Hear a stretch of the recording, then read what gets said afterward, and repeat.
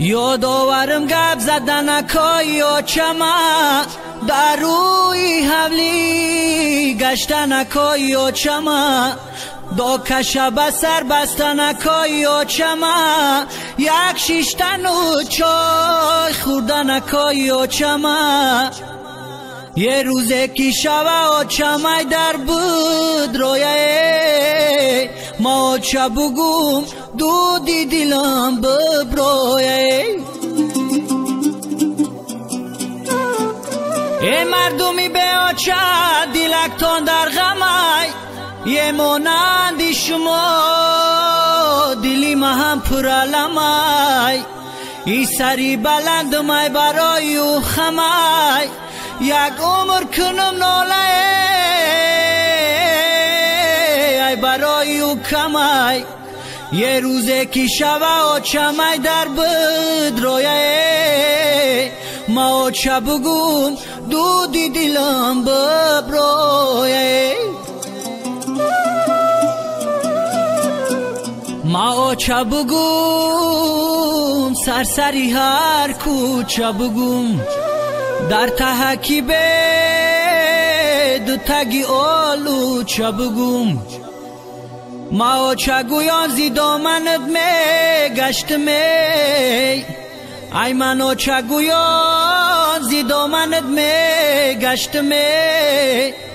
ای رفتنی تو دیگه کی را آچه بگوم ای رفتنی تو دیگه کی را آچه بگوم آچه ای لختی جیگرم افسوس کی نیستی در برم از روزی رفتنی توی دیگه کی را آچه بگوم سرسری هر کوچه بگوم ای آچه ای جان جانو دیلم بر تو ادا عجب شیرینه نامی آچم بسدا میشید کی نمیشیدم ای آچه جدا یک دولت ای آچه داری بر شاه گدا بودو جان و جیگرم چون تاج بر سرم ستونی خانه و درم مادرم یه حولی کلان جایی گشتی آچمه با آوازی شیرینش میگفت بچمه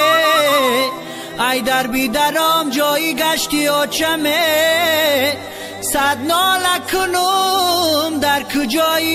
در کجای آچمه